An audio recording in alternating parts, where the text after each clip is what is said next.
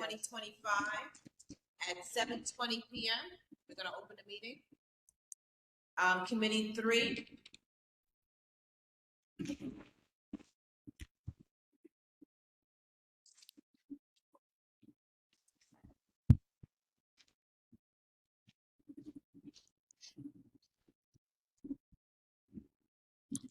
So I guess we'll start with the 3 committees that are present.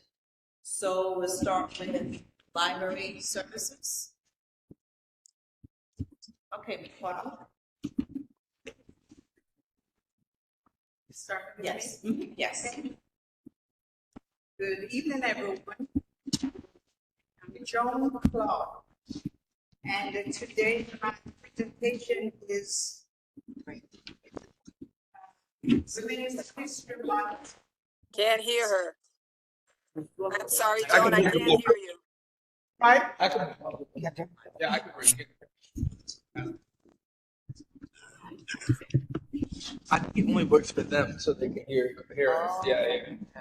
Thank you. Women's History Month moment. Can you hear me? Yeah. Oh.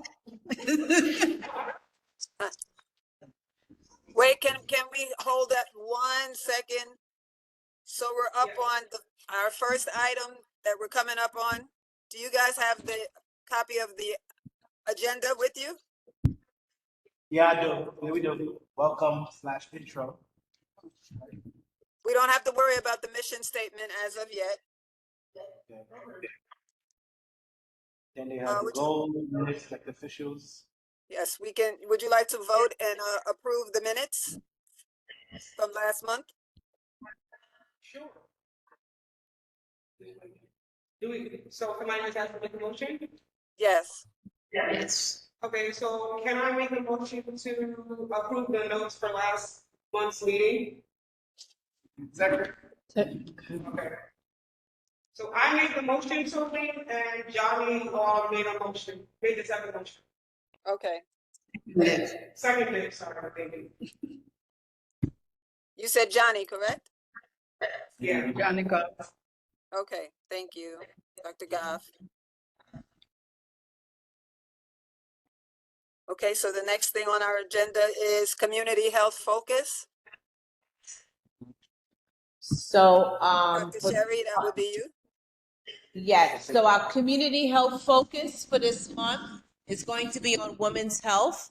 So we're deciding on different things to present to the community. So we're going to be probably most likely talking about reminders for healthcare and wellness tips for women, since it's Women's Health Month. Women's History Month, right? Yes.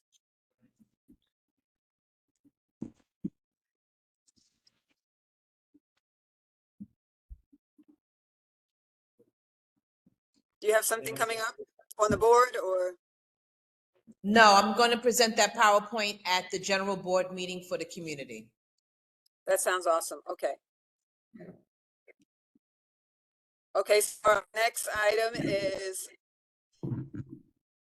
our favorite, the presentation by Miss Amanda. Miss Amanda, are you ready for us?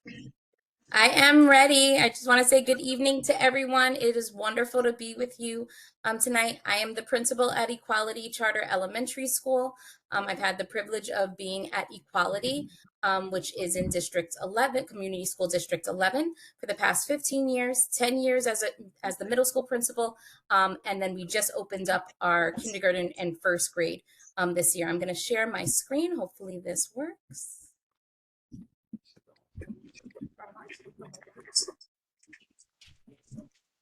Can you see my screen? Yes. Yes. Awesome. All right. So we are going to be, Equality will be a full K through 12 program as we continue to expand one grade level at a time. So in the upcoming fall, we'll have grades K1 and 2, and then we'll continue through until we have our 5th grade joining our current 6th through 8th, which is in Co-op City, and our 9th through 12th grade, which will come over to our permanent location, which is 801 Bartholdi Avenue, the fall of 2026. So this is just a mock-up of what our building will look like when it is done. We are scheduled and on time with construction, and so we look forward to bringing our elementary school over this September. Just to remind you about our mission statement, it's to ensure each scholar reaches individual, academic, and personal success through a nurturing, scholar-centered approach. We are not a college prep school. We believe it is our job to be able to foster and nurture and educate so that our scholars have the ability to walk through any door that they see fit when they graduate from high school, whether that's college, whether that's career, whether that's a vocational school. It is really important to us to not just think about the academics, but also help to create really wonderful human beings, which we all know we need, especially in these days and times ahead of us. Again, our permanent home will be 801 Bartholdi Street. And we will have a high school regulation gym. We'll have a rooftop playground. We don't anticipate that the 3rd floor will be ready when we come over in September, but it will be finished for the fall of 2026. And so we're really excited about that. And I'll share some other updates that I have about our building later on. What I'm really excited to bring to you all are some updates. The last time I had the opportunity to speak with everyone, we were just maybe a couple of months in. And since then, we've been able to really monitor how we've been providing instruction to our scholars. And we're really happy with the results that we've seen thus far. So Early Bird is one of the assessments we use to track literacy at our school. It allows us to not only screen for early signs of dyslexia, but also to see where our scholars currently are in terms of their literacy skills. And one of the things that's super important to us at Equality is not just achievement. It's not just about the absolute performance. It's also about progress. What are we doing to support our scholars that are struggling to continue to move? So the chart has a lot of information. The subtests are important skills for literacy, but what's the most important thing to take from this is when we look at this variance all the way over to the right, you see positive gains when it comes to the percentage of scholars that are performing at or above benchmark compared from the beginning of the year, the BOY, to the middle of the year, the MOY. And then even more important to me anyway, right? Because we want to make sure that we're moving all of our kids, is that you see decreases when it comes to the percentage of scholars that are performing at the lowest percentile. And we see these same gains on every single one of the major subtests of the Early Bird testing. So we're helping to move our scholars to make sure that they're getting ready for at or above benchmarks in kindergarten, but also ensuring that scholars that are struggling, because some of them will, that we are continuing to help them to progress as the school year moves forward. And I'm super excited that when it comes to letter sounds for our kindergarten, 92% of them have already met the benchmark, and we still have 3 months left of school. For our 1st grade, we see some of the progress areas a little bit slower. We knew that this was going to happen, right? A family's decision to move their child from their existing kindergarten to a new school in 1st grade usually means there was some sort of challenge during kindergarten, whatever that might be. And so we see our 1st graders taking a little bit more time to be able to progress. Sometimes some of our scholars starting 1st grade with us at lower benchmarks than what we see from or what we saw from our kindergarten. But again, seeing that positive trend of moving scholars to at or above benchmark and moving scholars out of the 1st to 20th percentile on all of the major subtests for our 1st grade. In thinking about how we got there and what's the work we need to continue to do to push scholars forward, it's really my teachers. I don't know how we would do any of this work. We couldn't do any of this work without them. They're on the front lines and they are thinking critically about how we're differentiating and individualizing for our scholars who are not only those who are struggling, but those who need to be pushed to continue to accelerate their performance. So I have a little video. I was mindful of making sure I checked in our media releases because I know that this is recorded, but this is one of our kindergarten classes. And so you get to see the work that's happening within a bigger group, and then we'll get to see some of what's happening in small group instruction within the same classroom.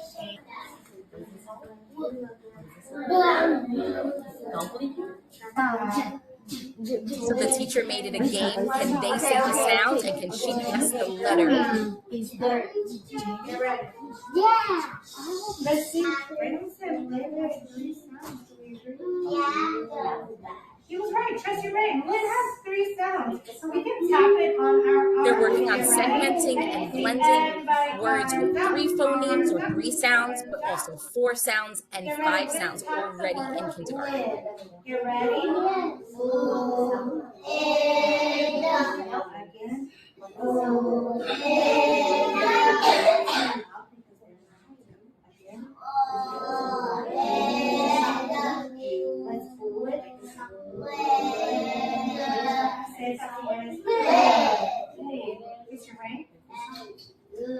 And you got to kiss your brain, right, when you perform that well. We're also thinking about how we view instruction, not just in the classroom, but what are the additional opportunities that we can provide our scholars so that they have that real world experience, and all the work that we do is grounded in literacy. So whether it's through project-based learning, where our first graders had the opportunity to learn about ancient civilizations, a standard that will come back up when they are 6th graders, but that they're already building background knowledge around.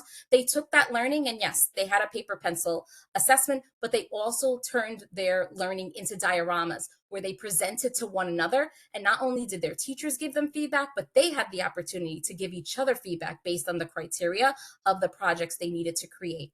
Visits to our local libraries. I want to give a shout out to the Eastchester Library, specifically Mallory Steffi and Stephanie Rojas. Our Wakefield Library, Shantae Albright, Maurice Brower, Ronnie Gillard, they made our kids feel like superstars when they came to visit. They asked me what were they learning in their classes, how could they develop a visit for them that honored the work that they had already been doing. And it was an absolute honor to be able to spend National Read Aloud Day on one of our visits with them.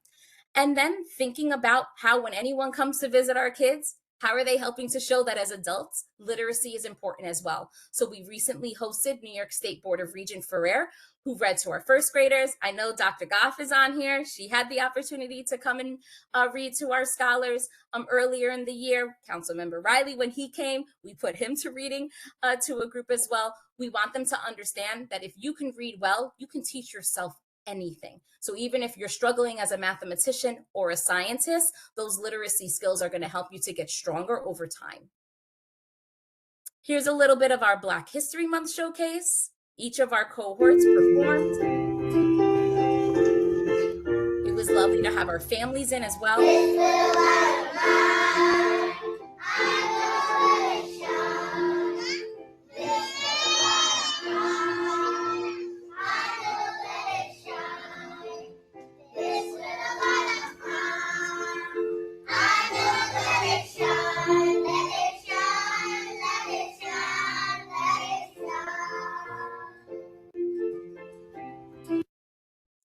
And then some of our additional winter events that we've had, February 13th, we celebrated our 100th day of school.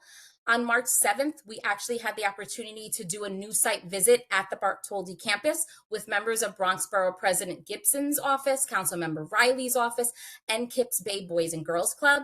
We really want to make sure that when our building is finished, that it's open not just during the school hours, but there are opportunities for the community to be served with programming after school hours and on weekends as well. On March 11th, we visited the Bronx Park Rehabilitation and Nursing Center, where scholars got to drop off crafts that they had made for the seniors. And then we have some upcoming events. On March 28th, part of our Literacy Week, that Friday is going to be Mystery Reader Day. So if you're interested in being a mystery reader and doing a read aloud, you can contact me directly. And then also the week of May 12th, we'll have our Career Week. And we're looking for volunteer presenters, not just at our elementary school, but also at our middle school in Co-op City. My email address is amanda.mercado@equalitycs.org. Thank you so much for letting me present tonight, and I look forward to bringing you another update in the next couple of months. Thank you so much. It's always a pleasure. I appreciate you. Thank you so much. Thank you. Amanda, that was amazing. Thank you for sharing. Oh, thank you so much. I'll bring back that feedback to the teachers and the scholars. They're going to be so excited. Amanda, what is the career mix? Is it on May 12th? I wouldn't mind coming to talk as long as it's not the day of May 12th. So usually what ends up happening is we have events throughout the entire week. I think May 12th is the Monday, correct? Yeah, I'm graduating that day. That's why I said Got that it. day is a good day. Well, I'm gonna, as our kiddos do, I'm gonna send you some shine for graduating. Congratulations. You're welcome. You're welcome. But we would rarely have presenters in on a Monday. It's just hard. It's too hard to coordinate, right? In terms of who might sort of have a scheduling conflict. So it's usually later in the week.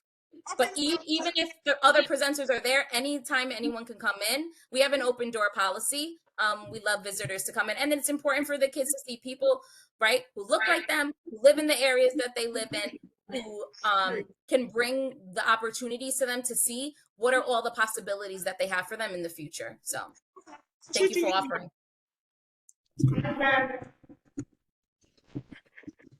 Is she still on? Yeah. Go ahead.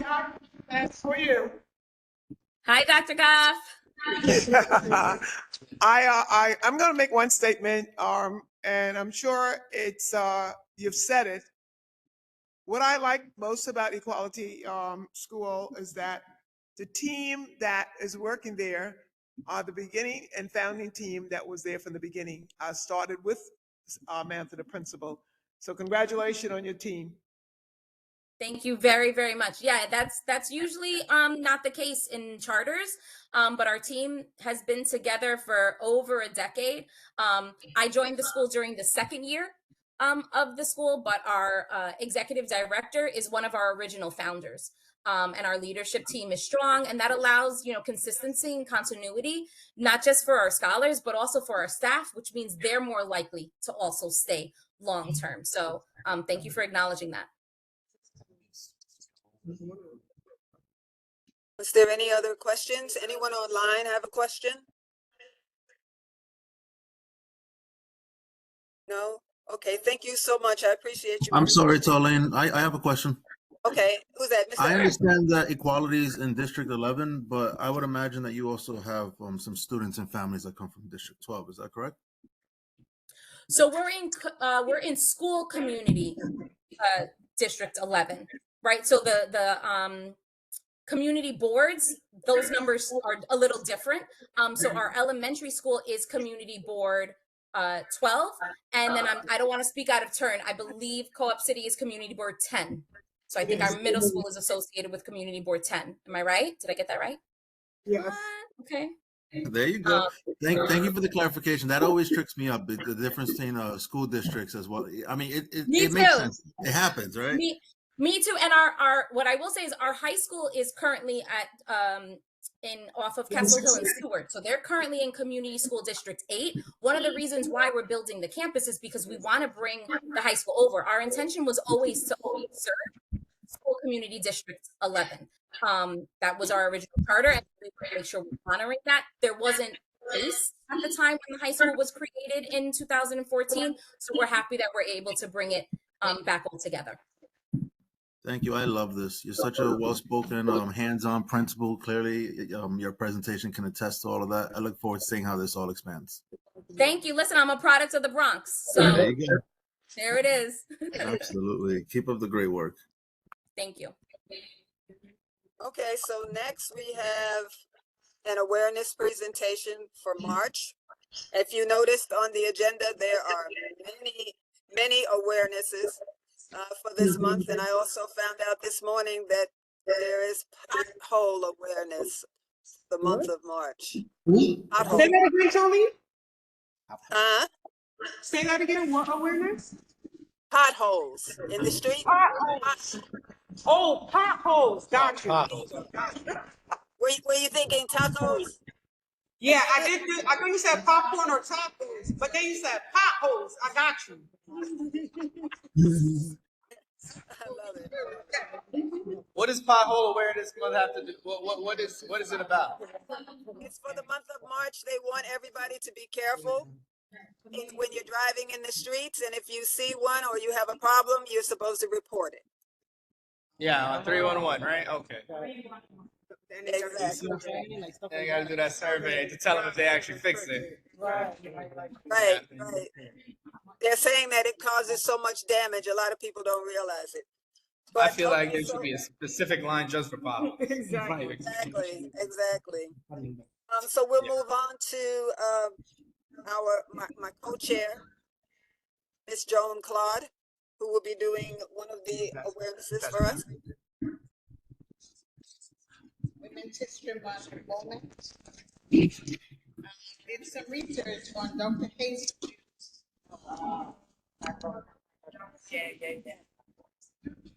Yeah. Who sadly was put to rest yesterday. Yeah. 92. Yeah. A few more days, she would have been 93. Yes. Well, Dr. Hazel Dukes was born in Montgomery, Alabama in 1932, where her father taught her to question racial segregation, and her community showed her the power of organizing.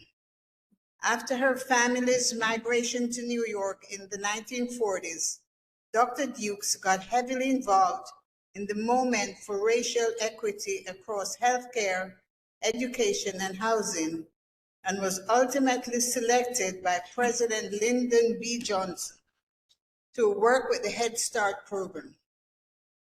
Dr. Dukes began her leadership at the NAACP in the 90s and has been a leading voice in the organization for 40 years, but her list of accomplishments run longer.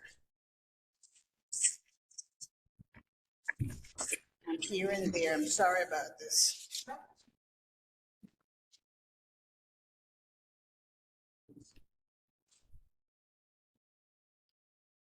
Dr. Dukes received a,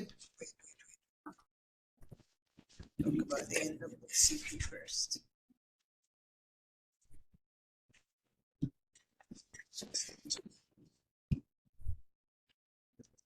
You're awesome, Joan. Huh? I'm sorry. I said you're awesome. I know, I just.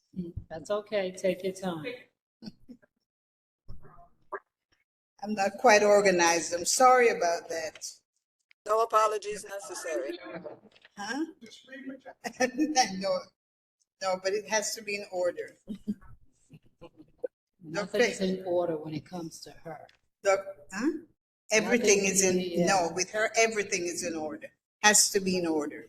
Dr. Hazel N. Dukes was president of the NAACP New York State Conference and a member of the NAACP National Board of Directors, a member of the NAACP Executive Committee, as well as an active member of various NAACP board subcommittees.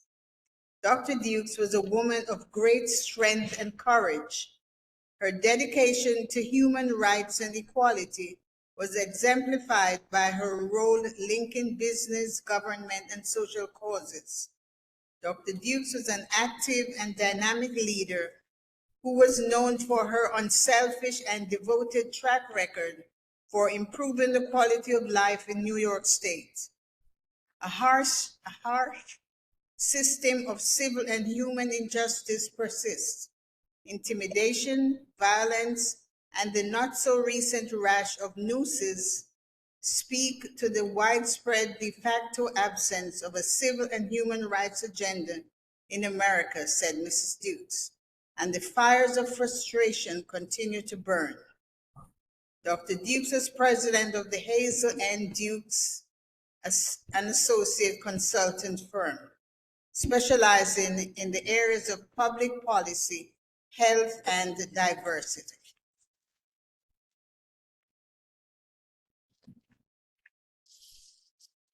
Dr. Dukes was a member of the Assembly of Prayer Baptist Church, where she served as executive assistant to the pastor, was a member of the Board of Trustees, and taught the adult Sunday school.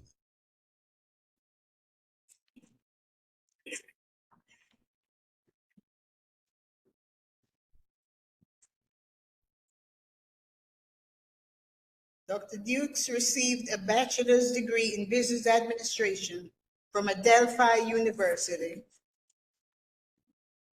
and completed postgraduate work at Queens College. In 1990, she was awarded an honorary Doctor of Laws degree from the City University of New York Law School at Queens College, and in 2009 was conferred the honorary Doctor of Humane Letters, Medgar Evers College, Brooklyn, New York. In 2012, she was awarded the honorary degree of Doctor of Humane Letters from Toro College of Osteopathic Medicine, Harlem, New York. Ms. Dukes was the recipient of numerous awards for her outstanding leadership activities and commitment to justice. There are just too many to mention here to take up the afternoon.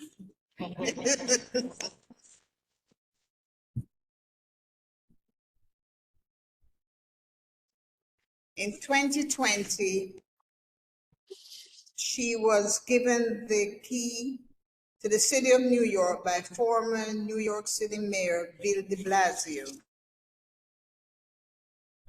And she made history by becoming the first civilian person in the United States to administer the oath of office to a governor, our governor, Kathy Hochul. I didn't know that. Mrs. Dukes was awarded the NAACP's highest honor, the Spingarn Medal, which was presented to her by the Honorary Hillary Rodham Clinton, who commended Dr. Dukes for her many decades of service to the people of New York and her dedication to bettering the lives of Black Americans across the country. And we had a chance yesterday to speak on her behalf at the funeral. Yeah, she did. Yeah. Dr. Dukes says that these years have not been easy. They have been filled with pain, hardships, and tribulations after receiving that award. But the struggles of those who paved the way serve as a powerful reminder that we must take bold steps to confront racism and tirelessly advocate for civil rights. Mrs. Dukes is gone, but her legacy remains, and we have to stand in her and carry the baton as far as we can. And now she joins the realms of the others who have gone ahead. Fannie Lou Hamer. Yeah, we should bury the adults. I'm sorry? Oh, what cemetery did you bury them? I don't know. Usually it goes to the woodline. Yeah, I don't know. Miles Davis. Well, she Yes. started under Lyndon B. Johnson, Uh-huh. and then she was working with Biden. Mm-hmm. She was with Hillary Clinton. Yes. She was with Obama. She Works with all of them. advised many Many, politicians along the way. Oh, and yes. advised every governor Mm-hmm. that we've had here Yes. in New York. Yes. And some So mayors she was also. a Some force. mayors Yeah, also. the mayors also, Dinkins Yeah, and yeah. all of them. A Yes. force to be She reckoned was a with. force. Yes. She definitely was a force. Yeah. Yeah. Yes. They had Yeah, yeah. a funeral was a reckon of Mm-hmm. conciliation of everything that she has accomplished Yes. along the way. Yes. Yes. I'm surprised she wasn't blaming, you know, if I don't think it was a Democrat president, she probably would blame Washington. Yes. Yes. You know what I'm saying? Mhm. Like Rosa Parks was blaming Washington. Yes. Uh-huh. Of course. Look who we have. Okay. Let's not go there. Let's not go there, right?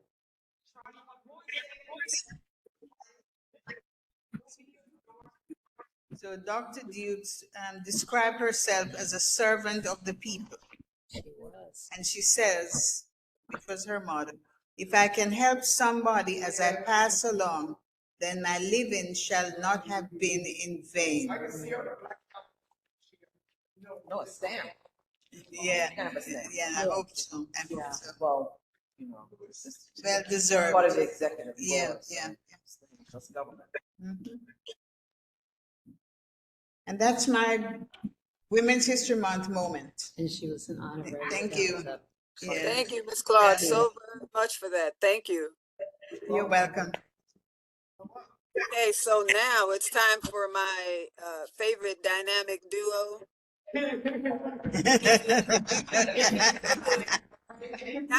Not to be confused with any other of my dynamic duos, but this is right now we're getting ready for the social media focus discussion with Alpha Camara and Dominique Finn. I don't know what you have in store for us today. All right, Alpha, let's do your TikTok. You know I need to. I was trying to ban TikTok open. I knew it wasn't gonna happen. I told everybody they're not gonna ban TikTok. Too many people want it. Too many people monetize on TikTok. Yes, TikTok will keep you job all day. all day. And some people, they don't even have to show their face to these places. You just need to hear it. That's it. True. Everybody's on TikTok. Restaurants,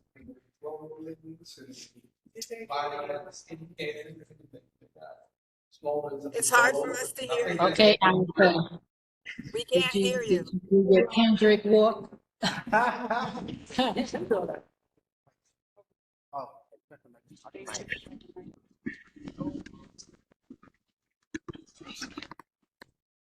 Yeah, I said it. You want it in between you two? I know we're gonna have to have pass the mic session or something, That's funny. like Wild and Out. Also share system audio. Okay, so you're too aggressive, social Come on. media. Is it working? No, not yet. Let's see what's going on here. So, okay, right? Or share window and open the window out a little bit more. Like we can be that option. Maybe minimize the screen first. The screen. Let's try to cancel. Yeah. Let's close this. Let's try it again. It says optimize motion for video, so it should be there. Let's see this one. Entire screen. Oh, you have to swipe over the share audio. Okay. Hold down, share your screen. Did, and now try to share. Nope. No. Hold down, Okay. hold down. Let's close this out again. Not there, y'all. We have the we the. I know. The host you can't hear you. But I know. Wait. What's her name? This computer is always. Testing 1, 2. So you got the presenter. No, it's George, right? Oh, that's a good question. That's a good point. Alpha, Miss Amanda is still the presenter. That's Okay, so Miss Amanda. See if you can make yourself host. Okay, so you make call. Do you want to make Miss Amanda co-host? Let me see something. Right, so I should be good. Make presenter. See if that works. Okay, let's see. Okay. All right, we're gonna try it now. Let's see. We have a lot of computer. What is going on? And I don't understand why the window won't open bigger. You know what we could also do if it don't let you present. You could put it, and then I can turn the camera around so it's a screen. We could do that. You might have to do that. Okay, let's see. If you can't share it, you might have to do Or if somebody jumps on if I jump on a cell phone to the WebEx, Oh, make the my WebEx phone. will show it? Let me see something. If I jump on the WebEx, I know what that's better than me. I do Zoom. I do too. Honestly, I even know how to do breakout rooms. Me too. I know. To be honest with you, I don't know what to do. I feel like it's much better. I do promise y'all that this is my dynamic duo.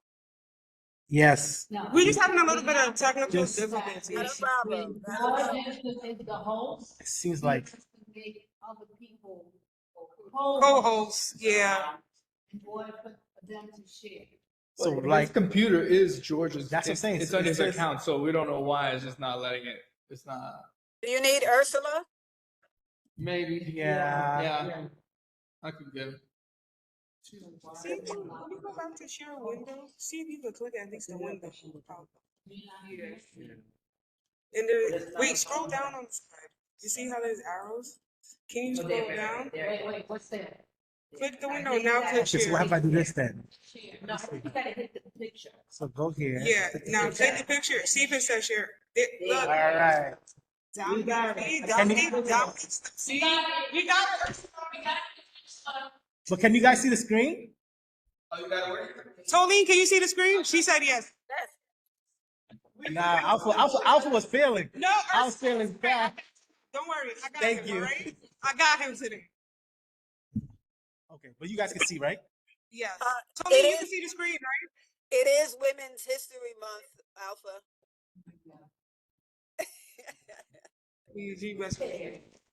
Can you see? Yes. It's blank. It's blank, but I can see it. Blank, yeah. Okay, we're going back to the beginning. All right. So she only sees. Stop, okay, Okay, stop stop sharing. sharing. You're gonna go back to the same window that we were just in. Go to window, and you're gonna look for that window. Scroll up. Now click that window. There you go. All right, yeah, I think we're ready, yeah. You see it? Yes. Okay, perfect. It says social media. Look at that. Teamwork make the dream work. All right, so hit high. Okay. I think we need a zoom, but it's okay. All right, guys. So we're back with another social media. So I definitely didn't do this last minute, but I did do a lot of research on the social media policy, and I'm still on my campaign. Tag a friend, tag a friend, and let's attend. I tagged my wife today. She's here today, catching some content as well for us. But table content, I'm gonna talk about the creating the social media accounts, the content strategies and campaign organization, committee involvement and responsibilities, event calendar and community engagement strategy, execution plan and reporting, and then I'm gonna talk about something I did on my personal page to see if it's actually community feedback. So when it comes to social media, we have to set up the accounts. So right now, of course, we all know we need the Instagram and TikTok. And right now we're connected with the Facebook account. So what I was waiting for Beatrice to let me know is, does this have to be a group or this versus an individual? And then the second thing that I had to figure out is that the city uses a program called Hootsuite, where basically you upload your content early and it kind of like it's automated. So I have to figure out, do we have to also utilize that so we can all be on the same page? You kind of put all the content for the month or the week, and it kind of just does it automatically. And anything that has to do with like stopping it, everybody has access to stop a post if we need to. So one of the first things we need to figure out is also a group name. So we have 3 here. So I don't know if we should vote here in a sense or pick one from this group or the bigger group, because it is social media for all the committees in the bigger group. So we have D12 Connect, BX12 Unity Hub, and then the 12th Link. All right, it did catch. All right. So right now, everyone is favoring. I think we picked the first one. We said the first one. That's so funny. So me and Alpha actually said the first one. So we got D12 So we Connect got and the D12 12th the Link 12th Link. as the top 2 right now. How about you guys in the chat? You guys like D12? I like Connect? D12 Connect. Okay. So I'm going to make a motion then to see if we could pick between our full board D12 Connect or the 12th Link. Okay. I like that. Yeah. So I made so I want to make a motion for that. Thank you. So I don't know if anybody taking notes, but we have Dominique who set the motion and Javad. Yeah, he just seconded the Javad motion. seconded. So we're gonna bring So this. what to is the full motion? board. So the motion is for full board, Tolene, to pick between the D12 Connect or the 12th Link as the group name. And who did the motions, please? I did the motion and Javid seconded the motion. Okay. Thank you. Alpha, sorry. All right. So we got that in motion. All right. So now, part 2 is called the content strategy and campaign organization.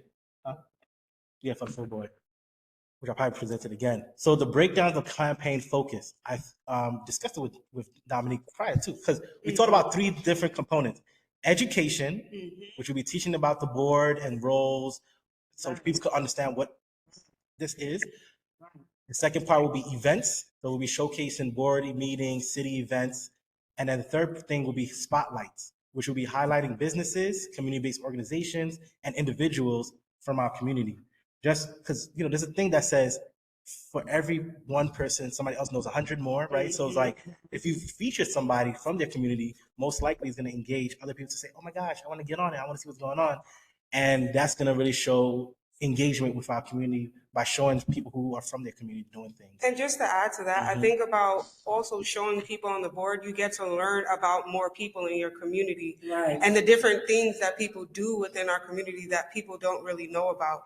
And I think highlighted a lot of events, like anytime somebody posts an event in our community, I automatically repost it. Nice. That's so that everybody who I know who lives here, they know that it's happening. And like those things are important because if I say it, then Alpha sees it, then Alpha's friend sees it, then his friend sees it, then that's more people who come to these events. And then also look at more than like 200 is. Exactly. We can organize it. Exactly. We need to share those events. You're right. No, you're right. Can see it. No, I agree.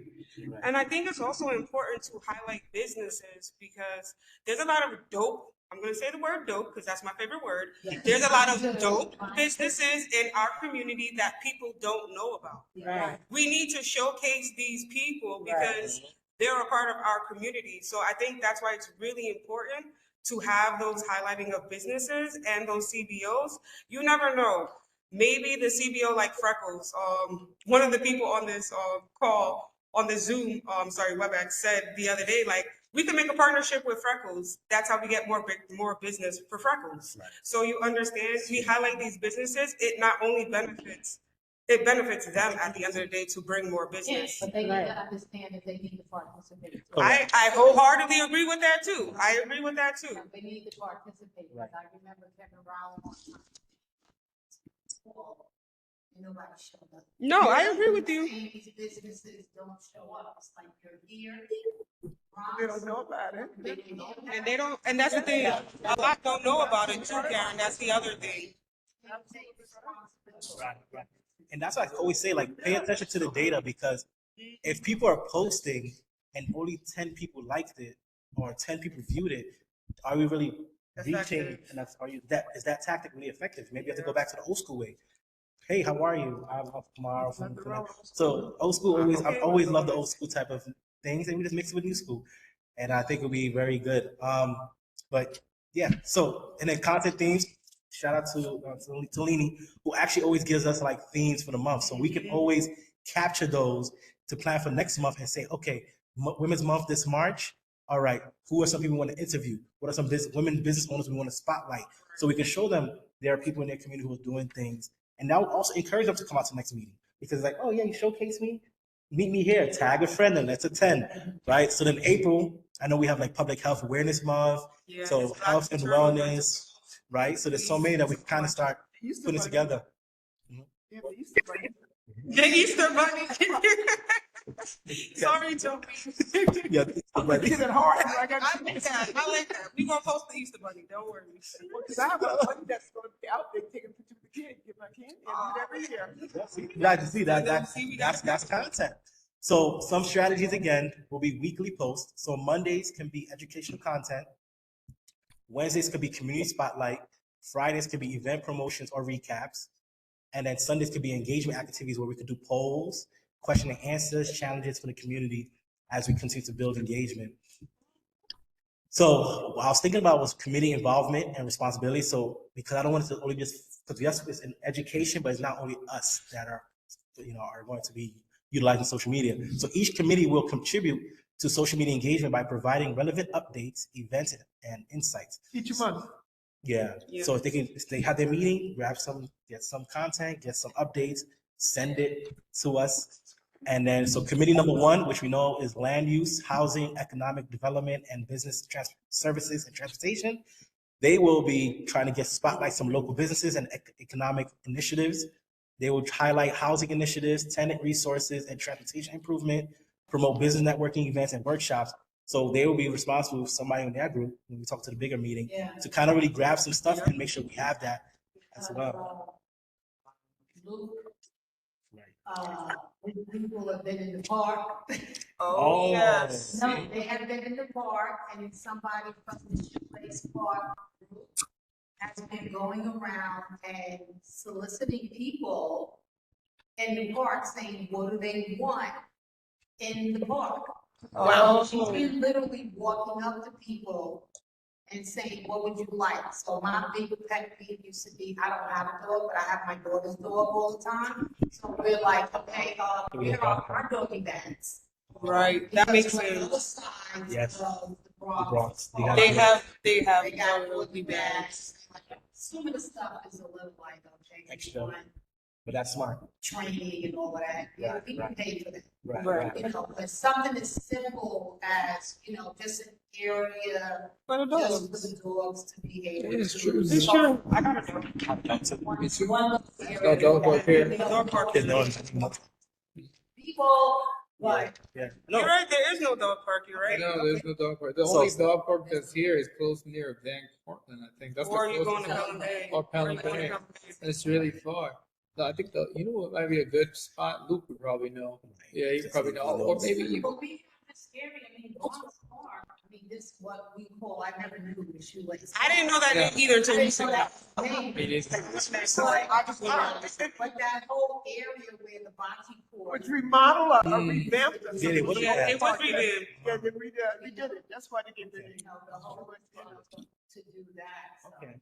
We got a wide area to, you know. But again, that will also, you know, it will expose people that, oh, these are the, instead of like going one by one, now you have them all there. We can really get Q&As and community questions posed. People drop That people their can drop their comments and. Right. the posts. Right. So again, utilizing old school with new school, it's going to be a beautiful thing. So committee 2, you know, is focused on public safety, parks, and recreation. Oh, and then feature committees, like, okay, we just talked about cleanups, forums, and parks program, promote environmental awareness events, engage with local law enforcement for public safety tips and updates. So they can focus on that. And as for us, you know, share mental health resources, public health awareness, highlight educational programs and youth engagement, opportunities, feature library events, cultural programs, and literacy campaigns will be our component. Then again, the event calendar and community engagement strategy will be compiling and maintaining an updated event calendar. So board hosted events, city and partner organizations, community-driven initiatives, trying to put them all in there. And then plan community challenges and giveaways. Like I said, tag a friend and let's attend. I've done, and it's been working. And then small prizes for engagement milestones, probably we can think of those little Yeah, things. 'cause I like the money part. So execution plan. I like But it. you know, yeah, like the park where people can feel Right. safe. Right. No, I Bring agree. their strollers and kids. Right, right, right, Events too. Right. I agree. I agree. right. So execution plan, I'm almost done, and reporting. Assign social media roles, so content creation team, possibly, you know, engagement, comment monitoring, video production, live events coverage, which we do already have that in place. And then we will track it. We'll track engagement metrics and adjust strategy, like monthly reviews of likes, shares, attendance rates, and adjust content based on community responses. So this is one of my tests that I did. I made this little flyer on my social media platform. I kind of utilized the color to kind of like grab their attention. So it was tag a friend, let's attend. I put the little stuff on the side every fourth Thursday. So some of the things I did result was, 47 people went on my profile because of this post, right? So I got it 30 to 35% were between the ages of 25 to 44. I got the demographics. It was 67% women who came on my page. And then I had over 1,453,000 views. And I specifically focused on District 12 area. So that was just that alone. And then I had 9 shares.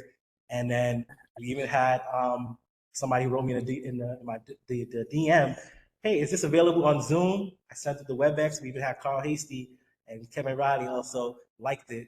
So clearly, you know, it was a good test. So, all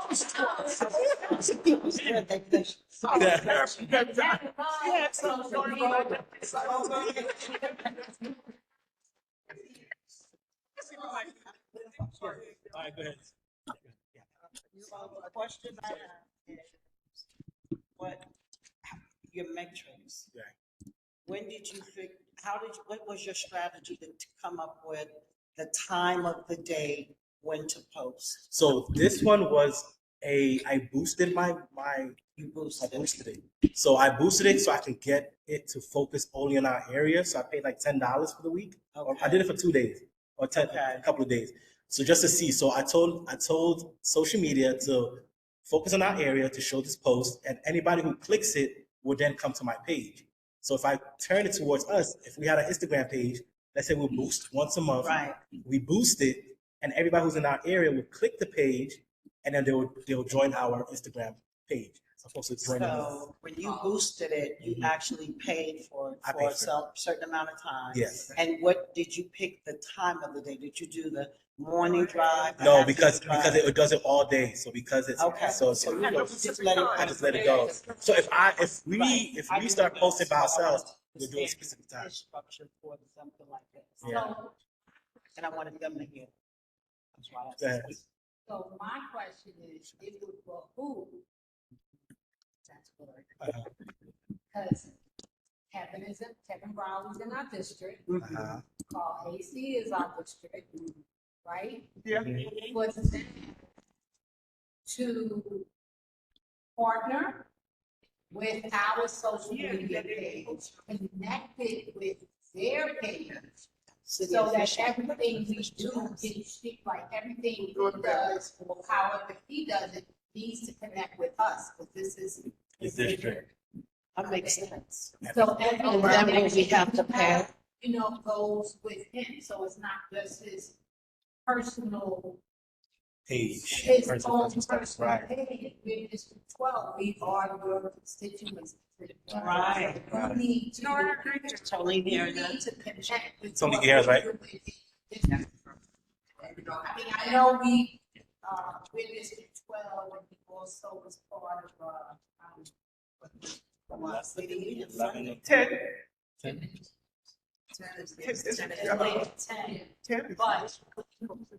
but they have their own. Yeah, they don't. Yeah.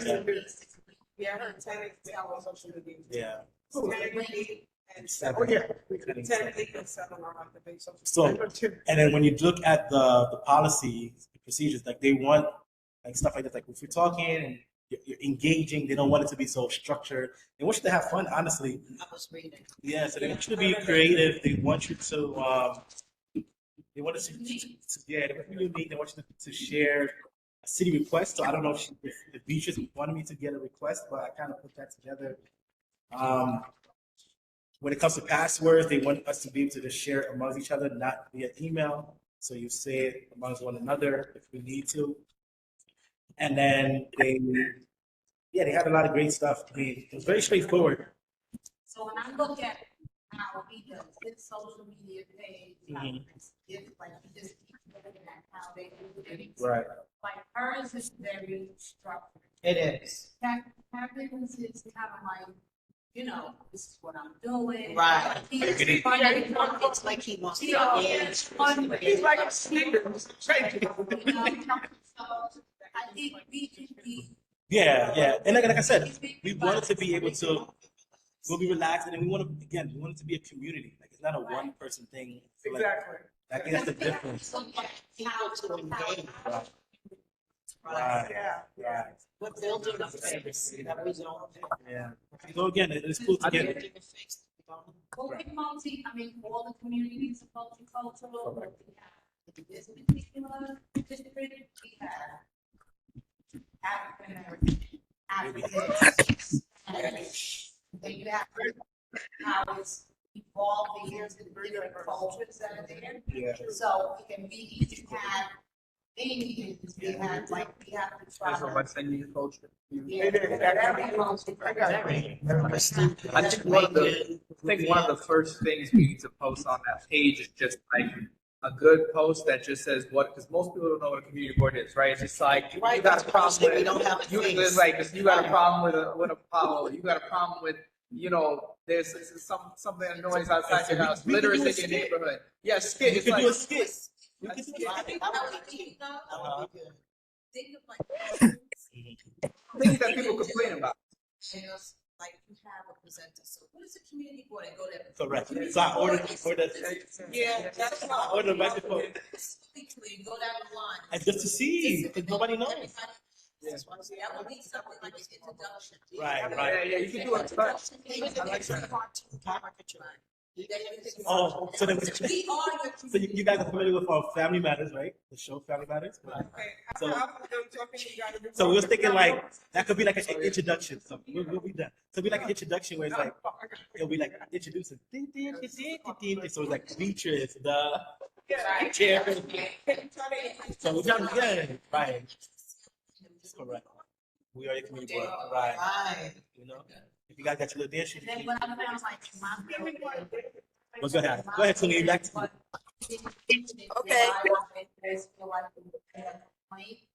It's just like you have a problem, like we really need to call 311. Yeah. Wow. Like people feel like they're complaining and having a negative effect, but they don't know to put more garbage cans, to put more bus stops. Like if you don't make this, instead of calling it a complaint, you know, just like you need to make people aware. We have to make the city aware of what's going on. And that's where the education comes in. If they know what we are and how we move, I think it will help.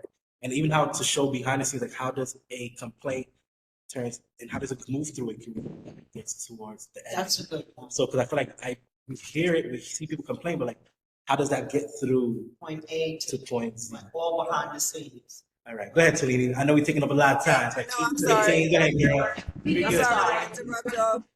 We can always circle back, but right now I have proud members of District 11. Who do you want to? I have Principal Joseph Biernot, who I happen to know for, I don't know, close to, 20 plus years maybe. Who would At like least 15. Say it again? At least 15. So I'm going to turn it over to him. Well, good evening, everyone. My name is Joseph Biernot. I am the principal at Leaders of Tomorrow Middle School. We are located on the MS 113 campus in the heart of Bronx Community Board 12. And I just want to thank Tolene and Dr. Goff for extending this invitation this evening to just briefly talk about some of the changes that are happening on the campus. As many of you know, this campus has had a ton of different configurations over the past 20 years. Starting in 2007, the campus was broken up from one school into 4 schools. And unfortunately, in many ways, a lot of those small schools haven't delivered on the promises they were meant to. So at this point, we're looking to merge the remaining 2 schools on the campus. And I think this is a really exciting thing for many reasons. If you visited the campus 7 years ago, you would have seen 2 schools that were on the New York State Persistently Dangerous list. You would have seen vast underperformance in all outcomes academically. And since then, it's really been transformative. The schools are now at a point where we're at or above the district average for safety and climate measures. We're approaching the district average for academic measures, and the merger will just help us accelerate this. We have some really exciting things happening on the campus with regards to the creation of a artificial intelligence innovation center in partnership with CEI and CEI the Bronx, led by Dr. Misha Ross Porter, the former chancellor, and in partnership with Virginia Conley, who was one of the deputies in District 8 before, who's on the call this evening. But the merger really allows us to create one solid culture, really allows us to take the culture of the higher performing school in terms of academics, attendance, engagement with families, and leverage that to really become the community school that it is designed to be.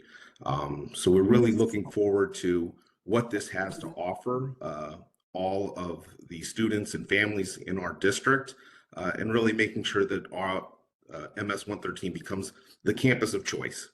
Students don't need to go across to Co-op City to get high quality education in a middle school. And that's really the goal, to accelerate the gains that we've had, create one culture, and really serve the needs of students, families, and the community at large.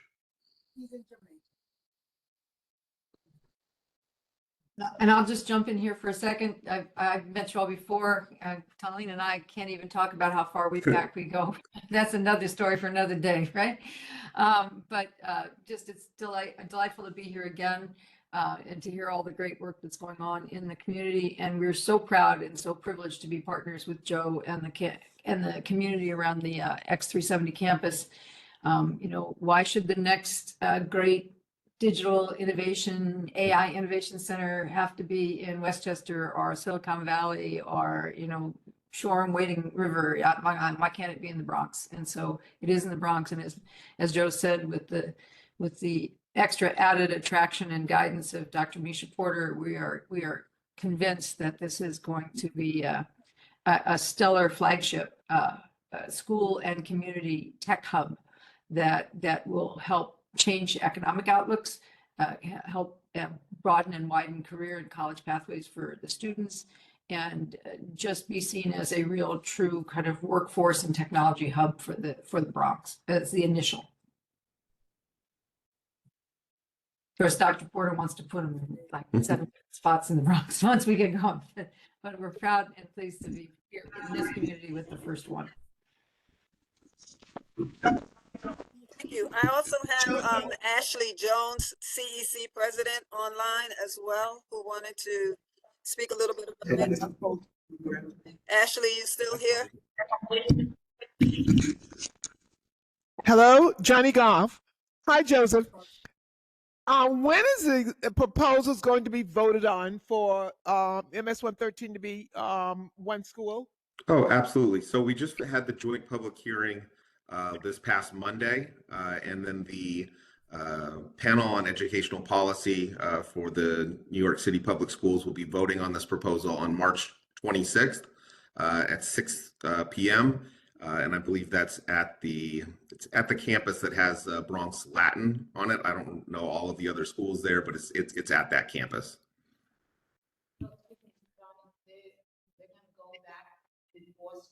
To one school. He's going to be the person in charge of the whole entire building. Am I correct, Mr.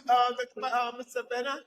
Yeah, that's correct. The principal, the longtime principal of the other school left at the end of December, and one of my assistant principals is currently serving as interim acting principal at that school to assist in the merger and make sure that everything really goes smoothly to close out this school year and to launch next school year.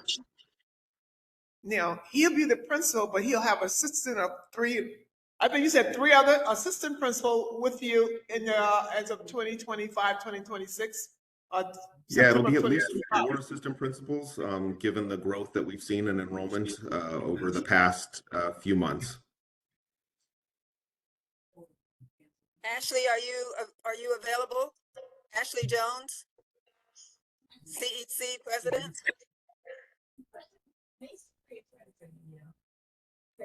No, she's not on. Okay, is there anyone else who would like? Oh, wait. Hello? What you say? Is there anyone else that has any questions about the merger or any information about the schools?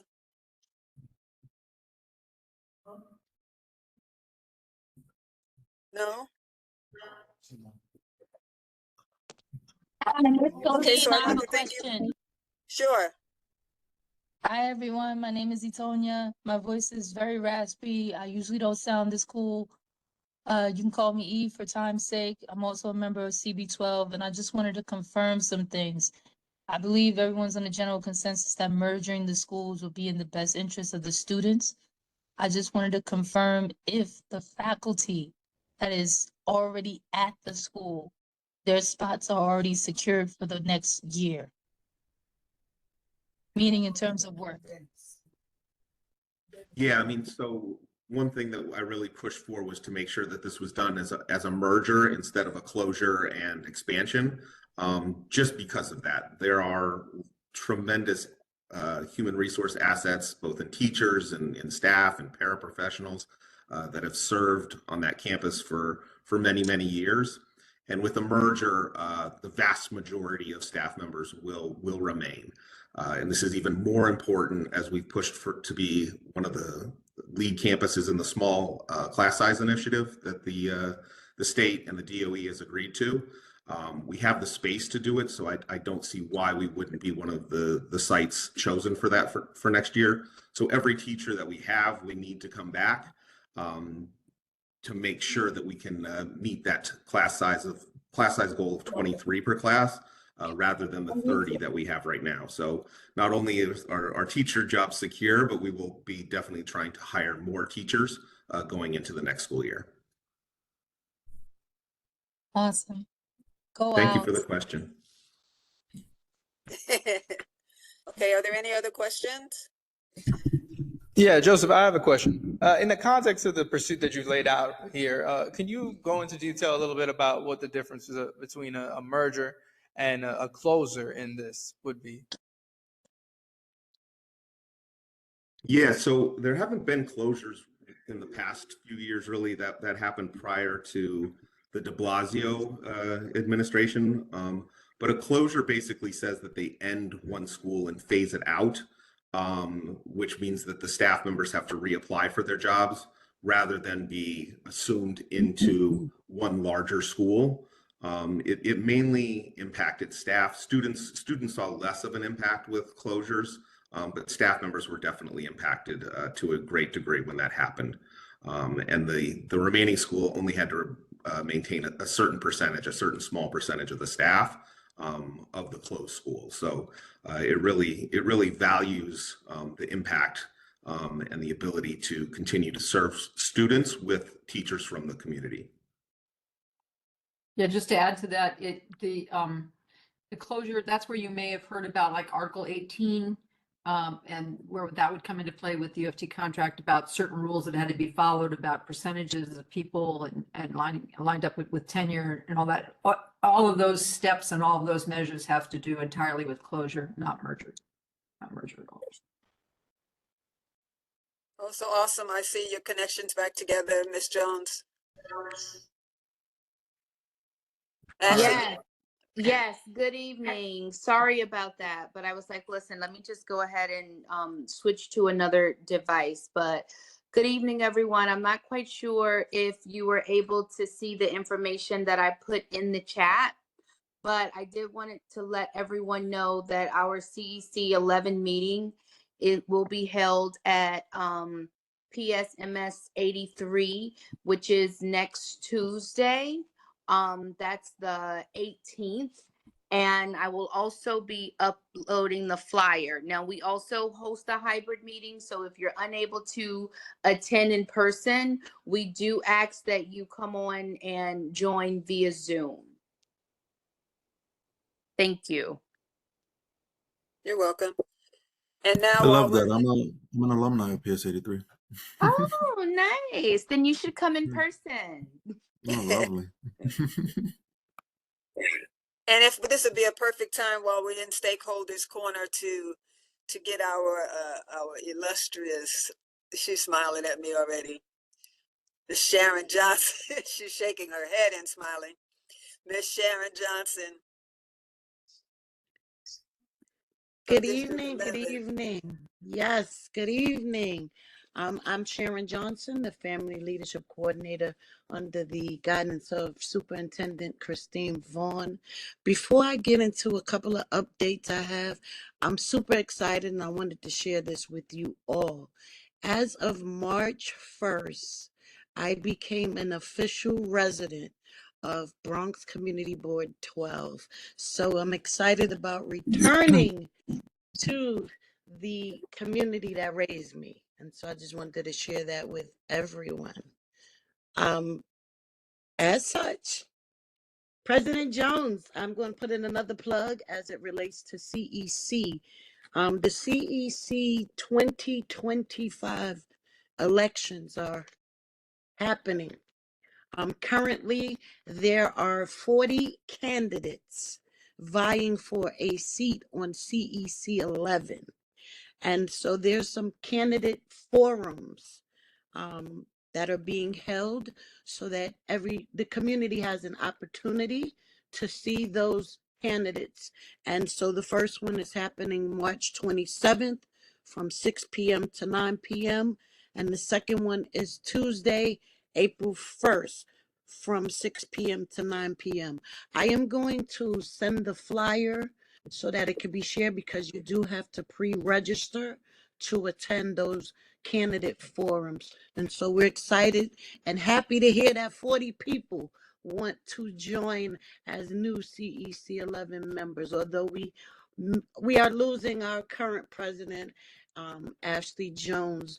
I'm proud of her and I'm just excited, and I know that she will assist in the onboarding of the new board. So wanted to touch on that. I wanted to share updates about Summer Rising. The applications opened on March 4th and they closed on March 28th. There is an updated schedule for Summer Rising. So for elementary school, the program is going to run Monday through Friday from 8 a.m. to 6 p.m. And for our middle school, Monday through Friday, 8 a.m. to 6 p.m. The program is going to run for our 6th to 8th graders from July 2nd through August 8th. And for our K-5 students, the program runs July 2nd through August 15th. Fridays for K-8 and the final week for K-5 will be BxCB CBO led. If I can, I am going to make you aware of the sites in District 11 that will be our summarized sites. That is 16, 41, 68, 87, 89, 96, 108, 112, the 113 campus, 121, 127, 135, 144, 160, 175. That's our people over there on City Island. Finally got their site. 180, 189, and 144. Lastly, I want to put in a plug in case you don't know. Our district, our family leadership team, which consists of myself and Miriam Borgello, who is our family support coordinator, we have a weekly virtual family night. And it's called Engage, Educate, and Empower. And this is virtual. There's an array of workshop topics that we bring and provide to our families. We average 152 families a week on that call. And so we encourage everyone, you got a message you want to get out, you want to share something, some updates, that is the platform. We have an upcoming workshop that is going to be preparing students for the NISLAT, which is the New York State English as a Second Language Achievement Test. The weekly link is the same and the passcode is the same. The meeting ID is 947. This is on Zoom, 947-6014-7396. And the passcode is 111111. Thank you again for this invitation to share Community School District 11 happenings. I have a question, Ms. Johnson. I knew Dr. Goff was going to come for me. Of course, you're How are here. you, That's why I Dr. want to be here. I want to be here to make sure you, Christine, and Miriam do your job. Joking. Anyway, on Wednesday, I spoke to Joseph, Mr. Bernard, principal of MS 113, that your meeting that comes on Wednesday, I'm aware of it. I listened to quite a bit of it. However, we would like to see some of the people and parents and that I've spoken with that comes to my center that I'll be bringing when you resume back to physically and when we come back to the CC meeting on the second Tuesday, that opening your Wednesday's meeting to the school principals, so they get the time and they get the subjects. We as as community people will like to come out and talk and discuss certain things. I think I mentioned that to you, Mr. Bernard, have I? I said we would like some time from your school that we could come in and talk about something that interests the parents on that do not come in on Wednesday. You following me? That you guys select your topic because it's given to the principal of each school. But we as community people, we may have a topic that we would like to discuss for our parents to be aware of. So the best time to do it is when you have this 150, 200 parents on board. Follow me? Absolutely. Dr. Goff, you know my door is always open. I will share with everyone, we have a calendar that we have to have finalized by September. So my calendar is done before the school doors open for the year. But as always, you can just reach out to me if you want. I will set aside, if you give me dates, you can give them to me tomorrow and I will block them off. But I have a deadline, and so the calendar is pretty much completed. I opened the invitation for you as I have remaining meetings. You are more than welcome to jump on. President Jones jumps on that call and she makes Are her you announcements, things like that. So you just reach out to me, Dr. Goff. a real calendar for 25? 26, I I need, just have your calendar for right now, ending 25 for June of 25. Because I know, like I no, said, the principal already have this slot.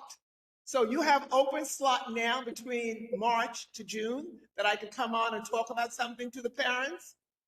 I'm saying to you, I'm gonna open it up for you to come on and talk Oh, to well, by us. all means, I'll call Don't you have first an thing in the open, morning. but I'm opening it to you. What time are you in your office? 8 o'clock? I'm in at 6. 9 a.m. Come on. You got it, bro. You got it. I'll call you in the morning. Thank you so much. Welcome.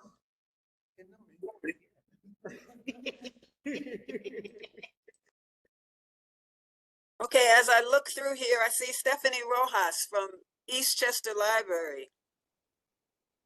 Miss Claude, that's your people. That's your Stephanie, are you on?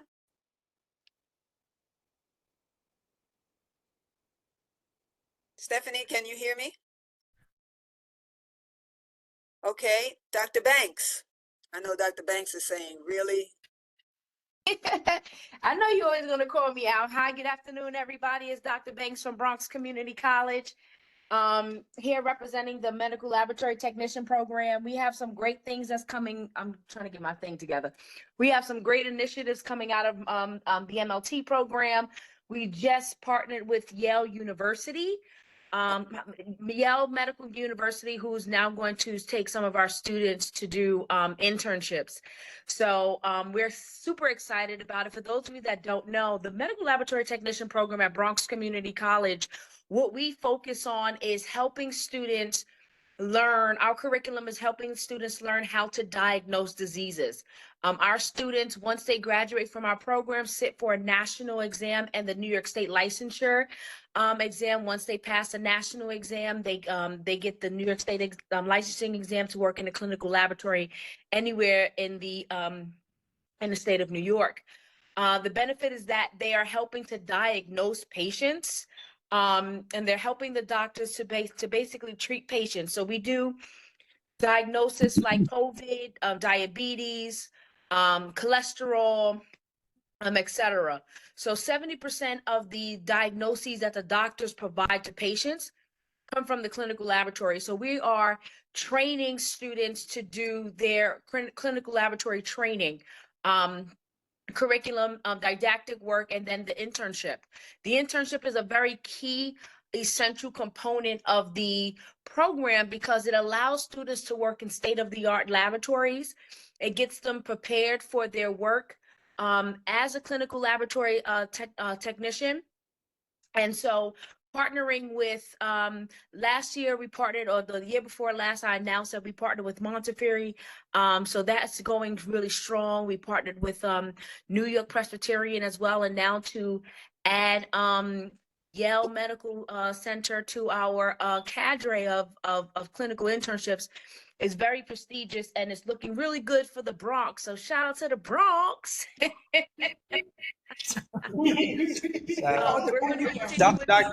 Dr. Banks, I wanted to ask you a question real quick. So we spoke last time you came in, and I talked about how much this is a laudable effort. I love laboratory technician programs. I think that they're really important. I myself was a laboratory technician, an infection control technician. I'm now an infection preventionist, and it really did help me build a background to the career I am in right now. I wanted to know, as I've been in this sector as well, a lot of hospitals now, and I still do think this is important, but a lot of hospitals now are wanting more generalists. Does this program help set up students to become technologists as well? Because I'm sure you, as you know, technologists, they make more money, first of all, and two, a lot of these hospitals, they don't want to hire, they'll hire a technician, but they really want technologists because they don't want to go they don't want to go over this red tape. For those of you who don't know, there's a lot of red tape for if you are a technician. A lot of hospitals don't want to hire you because they might think, okay, you can do this and this test, but you can't do all of them. So maybe I'll go with a technologist that is, certified to do these tests. So being a technician is good. It definitely does set you up for good amounts of wealth and job security. But moving towards technologists is a lot of what these technicians want to do. Does this program help students with that as well? So I'm glad you asked that question. First, we had to debunk a lot of misinformation. One of the misinformation is what you're just mentioning earlier, is that the technicians can't do the work of a technologist. And according to New York State, they can, just under supervision. That's the difference. So they have to work under a technologist. So what our program does, and I love when people ask, then they receive, right? This is a valid need, and you bring that up. And what we've done at Bronx Community College is that we've created these summer accelerated 1-year program for students that have bachelor's in natural sciences like biology, physics, chemistry, etc., where they could enter into our program and they can do our curriculum in a three semester cycle, and then do their internship at a clinical laboratory over the summer. So it's a summer to summer program. So within 1 year, we can get them into qualifying for the national exam. Now, here's how this works. Once we get them a job in a clinical laboratory, they work there for 1 year as a technician.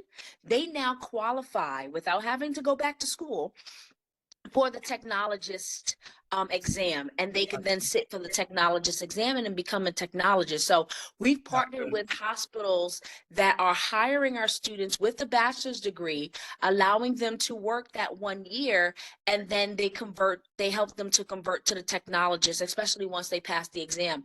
So hospitals like Jacobi Medical Center is one of the primary ones that allowed us to continue or set up this pipeline. And 1199 is also helping us as well, because what they're doing is they're paying for our students to get their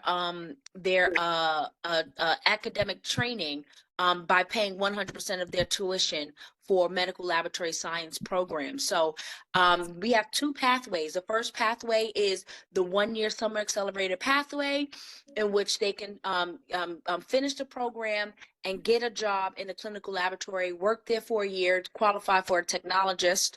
Or the second pathway is that we have a pipeline from Bronx Community College to the senior colleges. And that's where 1199 really is impactful, because once we get the students a job, once they graduate BCC, they go to they work in a clinical laboratory for a year. If they go get their bachelor's, their master's, their doctorate in clinical laboratory science, then 1199 pays 100% of their tuition. That's good. And you know what? I will say, as you're saying this, it's making me remember a lot of things as well, because I do remember something because one of my closest friends actually worked under you, Dr. Banks, and I will say that he has a lot of good things to say about you. He said that that program really did change his life, and it was one of the best things that he could have done. So I do applaud that program and how great it has been for opening doors for people, especially in the Bronx, to entering the healthcare field. Well, that's my goal. My goal as a Black woman was to help my community, and my community of the Bronx. So us Black and brown people, and one of the driving forces is when I went to an ASCLS meeting, is an American Society for Clinical Laboratory Science conference. They said that Black and brown people had a less likely of a chance to graduate from these programs and do well in the clinical field. And I'm making sure to prove them wrong every day. Yeah, absolutely. I love that. I really do. Like I said, one of my best friends, his name is James Quantle. I think you might know him. He said that you were yes, that's one of my closest friends. And he told me that. I said hi. Yeah. And he's welcome. Yeah, it's all over. It's all over the place. But yeah. Say again? You at Monty at Moses or where? The clinical internships? Yeah.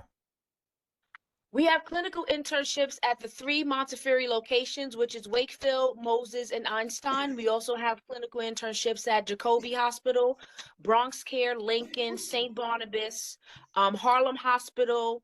Then we also have clinical sites in Brooklyn, which is Brookdale, Interfaith, Empire City. I've been working. Which one you're at? Which one are you with? I work at Bronx Community College, but I also just resigned from Montefiore Mount Vernon. But I'm working at a clinical laboratory at St. John's, Riverside, and Yonkers. Oh, okay. Congratulations. Thank you. Most of our faculty, 98% of our, well, I would say, 92% of our faculty are still working in a clinical laboratory at some point, either full-time or part-time or per diem, so that when we're teaching the students the curriculum, we're teaching them from a working background. So we are bringing the clinical laboratory to the classroom. And I think that's one of the major things that's really changing the dynamics, because we're teaching to what we're doing in the clinical laboratory, and it's really helpful for the curriculum because the students now see it as something tangible. Okay, so as an average Joe coming off the street, and I don't want to say average Joe coming off the street, but to promote the program, how do we, what is the catchphrase? How do we entice them to join the program, right? So from a student maybe that they don't have a degree yet. They graduated, they have a high school diploma. How do they get into this program? Well, the first thing I usually do is ask people, do they want to work in healthcare, and do they want to be a superhero every day, every moment of the day? And do they want to be at the forefront of being a superhero in terms of helping helping to diagnose patients? If they want to be in healthcare, then that's one avenue. And if they want to be bedside, then I always recommend them to do PA, nursing, MD, whatever is bedside, do that. But if you want to work in healthcare, but you don't want to work where you're looking at the patients or you're seeing the patients, then medical laboratory technicians programs are for that particular individual. The other thing that I tell them is that Bronx Community College, as long as you have a high school diploma or GED, we will accept you into the college. The benefit is that whatever deficits or learning deficits that the student has, we will nurture that and we will make sure that we can give resources to help that student overcome so they could be successful in programs like the MLT program. Now, we do offer a preclinical curriculum where students have to take the 4 common courses, which is math, English, biology, and chemistry. They have to take those 4 classes first and get a GPA of 2.0 or better. Once they succeed in that, then they can apply for the MLT program at Bronx Community College. It is getting more competitive because we now, when I first became program director, we were looking at 113 students rotating through the program. Now we're looking at 194 students rotating through the program. And this summer is the first summer ever. This is the second time we're running the Summer Accelerator program for students with bachelor's degrees that want to be technologists within a year and working in a clinical laboratory. We are now placing 14 students in clinical laboratories for their internships. Before, we were doing 5 to 8. Now we're doing 14 whole students. So we're super excited. The fall semester, looking at 34 students that need to be placed. We're usually placing 10. So we went from 10 students to 34 students. So yes, it's getting competitive. And that's because we're doing a fantastic job with getting the word out. And thanks to Tolene. So they Can have to enroll. Can I say something they- real quick? I'm sorry to interrupt you, but I've been under Dr. Banks as a mentee since my transplant. And I'm telling you, when I go to the hospital, when it's time for me to, she's shaking her head, when it's time for me to speak, they look at me, and when they're explaining different things and they're trying to explain it to me and I can explain it to them, they're like, did you go to medical school? Okay. You've been in the medical field? So to get down to the basics, if I'm speaking to a student, I mean, all of this sounds great. If I'm speaking to a student and I say, you know, if you want a career as being a lab technician, they have to enroll into Bronx Community College for the program. That's the basics. That's what I'm trying to elicit. Yes, and we're the only program in the 5 boroughs. Okay. Dr. Banks, I also want to ask you one quick question because my old high school and high school is the best. He can't hear you, Javid. We can't hear you. I have one more question. My old high school that I went to was the Mary Curie High School for Nursing and Medical Sciences. That high school, I don't know if you're partner, but it's also a Bronx-based high school. I feel like they would really benefit from having a conversation with you to tell the students about this program. I'm still really close to the guidance counselor there. I would love to talk to her and see if you are willing to speak to the students a little bit about this program so that they can know about this potential opportunity that they can potentially have a career in. Tag me in, coach. I'm always willing to do a presentation, and also if any high schools are out there that's willing to partner with Bronx Community College, we're always looking to figure out a bridge between high schools and feeding right into Bronx Community College Medical Laboratory Technician program. I'm setting something up with advanced courses where students will come in their senior year to do the 4 clinical courses that I mentioned to you before. If they can do that at Bronx Community College and then go segue right into the MLT program, not only would they graduate sooner, but it'll help us to get them into the field. And our field is looking at a 24% vacancy rate because there's more people retiring than there are being replenished into this dynamic field. So it's important that we reach out and try to create these partnerships. And what I can do is put the flyer. You can send me a flyer and I can put it in. I can send it to Ursula and she can send it out to the board. Yes, I sent it to her last meeting, so you guys should have the flyers. That's awesome.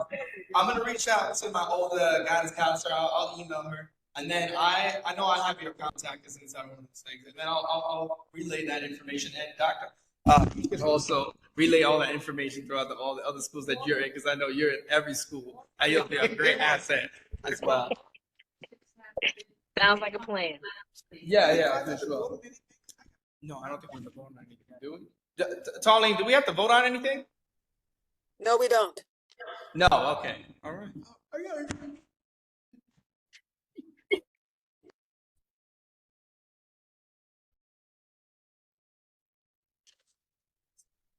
All right, thank you, Tolene. I appreciate you. You're quite welcome. Thank you. Okay, Javid, it's so hard for me to tell who's there. Dr. Sherry, is there anything else we need to? Anything No, there's else? nothing else. No, nothing else. So she took the.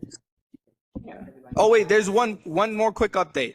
So as we know, on our last general board meeting, Community Board 12 formally voted to their formal support for the Row High expansion bill, expanding SNAP benefits for people all throughout New York State for our bill proposal. Recently, I got an email from Kevin C. Riley and his office saying that they would be happy to sponsor the bill, which is great. The next steps is he's going to speak with state senators, because this is a statewide bill, because of course, when you have to do with SNAP benefits, is going to have to go to a statewide level. And we're probably going to have to get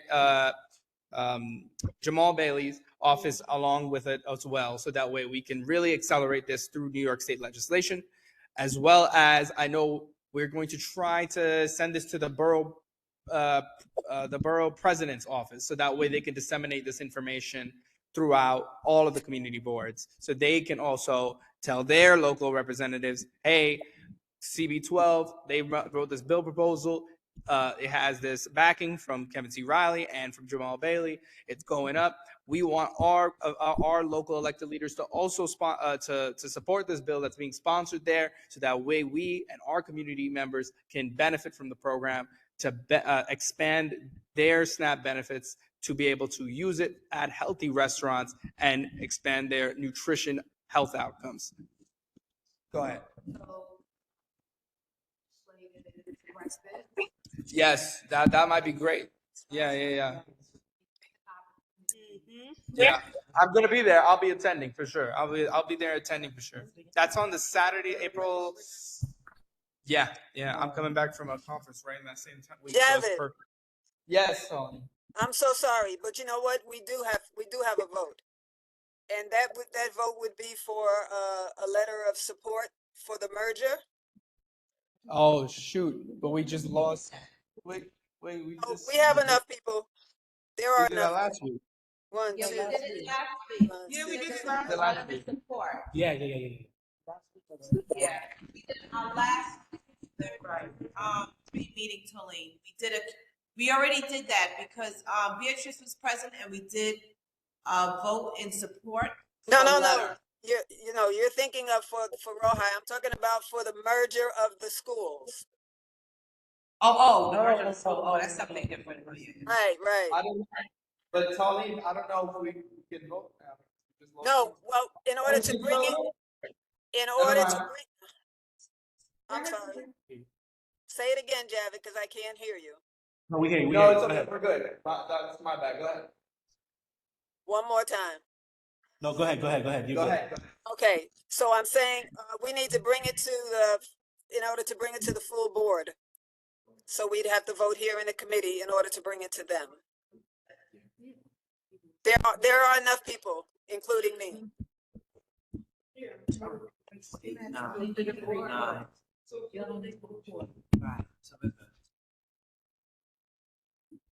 Say that again. I'm sorry, I can't hear y'all. No, they were saying that we have enough people to make a vote, and we should have a quorum. Yes, we do. Okay. Yeah. Yes, we do. If we vote here, we still have to take it to the. Yeah, that's what she's saying. That's what I'm saying. But it would have to be in the committee first. Would someone like to make the motion? Dr. Golf is in the restroom right now. Do you still want us to vote or wait for her to come out? There is enough for us to vote. Oh, okay. Unless you want to wait, it's up to you. So we're voting on the merger of NBE and which is the North Bronx School of Empowerment, and LOT, which is the Leaders of Tomorrow. That's the names of the schools. Better known as 113. 113 is the campus. Yeah, okay. Better known as. Okay. So I guess I will make a motion to vote for the merger of the North Bronx and Leaders of Tomorrow School, better known as 113. I'm sorry, say that again. I cannot hear. So a motion was made. A motion was made. So a motion was made to approve for a letter to of support for the letter of support of the 3 schools, or how many schools? 4. 2. 4 schools? 2. 2. I'm sorry. 2. Yes.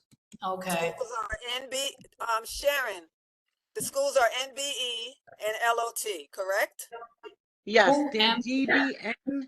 the DBN is 11X287 and 11X370. Thank you. Okay, so we're making a motion for a letter of support for the merger of 11X287 and for 11X370, better known as 113. No, it's not. It's 113 not is 113. the campus. Yes, we refer to it Leave as out the the 113. 113. So what is going to be the new name? So it will be Leaders of Tomorrow will be the remaining merged name. Right. So all right, I'm gonna try it again. Okay, 287 is known as North Bronx School of Empowerment, right? She said okay, so I'm making a motion for letter of support for the merger of 11X287 and for 11X370 for the new campus of Leaders of Tomorrow.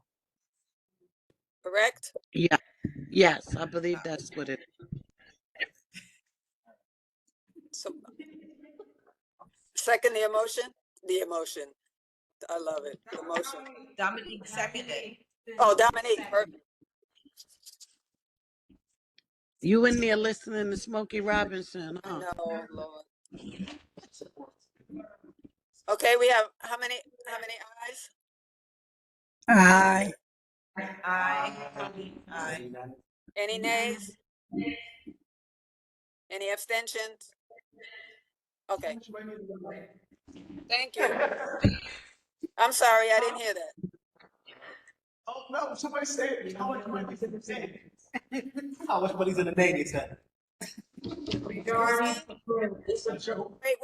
Can you all stop a second? I did not hear that. No, we're good. We're good. Everybody agree. For the letter of support, right? Yeah. Yes. Unanimous.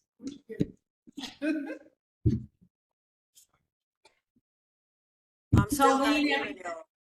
No, it's a unanimous vote. Okay, thank you. Thank you. I didn't know what was going on the side. All right, thank you. I appreciate it. Thank you, everyone. Would you like to close us out? All right. Good night. Ms. Johnson, I'll call you tomorrow.